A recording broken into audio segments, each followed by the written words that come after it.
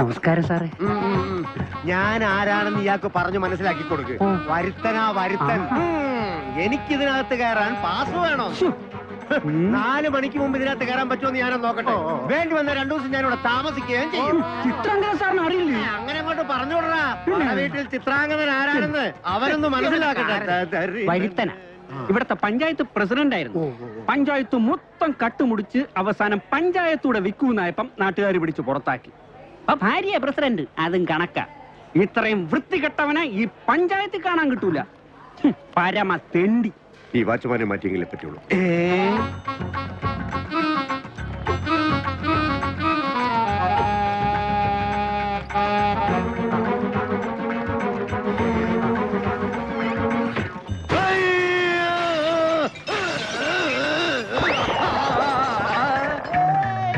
എന്നാലും സാറേ, സാറ് 2 ദിവസം ഇവിടെ കാണുമെന്ന് പറഞ്ഞപ്പോ ഞാൻ ഇത്രയും പ്രതീക്ഷിച്ചില്ല.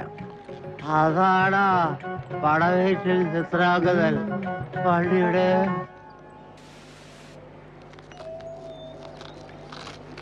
ഇപ്പൊ നോർമലാ. മനസ്സിന് എന്തോ വിഷമം തട്ടിയതാ. ഇന്ന് തന്നെ പോവാം. ഏതായാലും പ്രഷറിന്റെ ഗുളിക ഒരാഴ്ച കഴിക്കട്ടെ.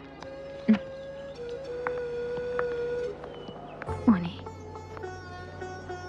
പെട്ടെന്നൊരു വിഷമം ഉണ്ടാവാൻ ടീച്ചർ എന്താ പറ്റിയേ? അച്ഛനെ കുറിച്ച് ഓർത്തു? അതോ ഇവളായിട്ട് പിണങ്ങി? പിന്നെ അമ്മയായിട്ട് പിണങ്ങാൻ ഞാൻ കൊച്ചുകുട്ടിയല്ലേ. ആ, ഇന്ന് ഉച്ചയ്ക്ക് ഒരാൾ വീട്ടിൽ വന്നിരുന്നു ഏട്ടാ. അയാള് പോയതിൽ പിന്നെ അമ്മ തല ഇറങ്ങി വീണത്. അതാരടപ്പാ? ആ, ഇനി പരുത്തിപ്പാറ കുര്യാക്കോസം മറ്റായിരിക്കോ? ആരടത്? എനിക്കങ്ങനെ അറിയാം. എന്റെ ഉമ്മാന്റെ അടുത്ത് ചോദിക്കും. അത് ഇലക്ട്രിസിറ്റിയുടെ ബില്ല് തരാൻ വന്നതാ. ഓ, അപ്പൊ കണ്ണ് കണ്ട് ബില്ല് തള്ളിയതാവും. എന്ത്? അല്ല, ബില്ല് കണ്ട് കണ്ണ് തള്ളിയതാവും. അയ്യോ, ഇതെന്താ? ഇത് മുടി വെട്ടിച്ചോണ്ടിരുന്നപ്പോ മരിച്ചതായിരിക്കും. മോർച്ചറി ഇവിടെ അല്ല, അപ്പുറത്ത് അവിടെ കൊണ്ട് വെച്ചോളൂ. ഞാനാ ചിത്രാംഗതൻ. അയ്യോ, ചേട്ടനായിരുന്നോ? ഇതെന്ത് പറ്റി? ഒന്നും വെച്ച് വെച്ചതാ.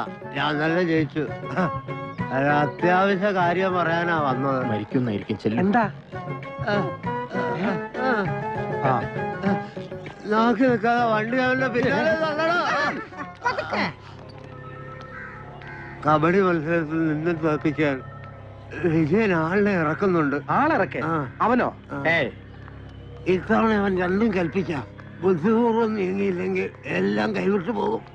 എനിക്ക് ഇവിടുന്ന് കുറച്ച് ദിവസം കഴിഞ്ഞ് ഇറങ്ങാൻ പറ്റും. അതെ, തലേന്ന് ഒരു ചില്ലുകൂടി എടുക്കാനുണ്ട്. കറക്റ്റ്. ഡോക്ടർ കൊച്ചിന്റെ പൂണൂര് കല്യാണത്തിന് പോയിരിക്കുക. വന്ന് ചെലുത്ത് തരാമെന്ന് പറഞ്ഞു. ആ, വണ്ടി വിട്. ഓ, അതെ, ഗസ്റ്റ് ഹൗസിൽ കാണാം. അതഴിച്ചിട്ട് പറയാം.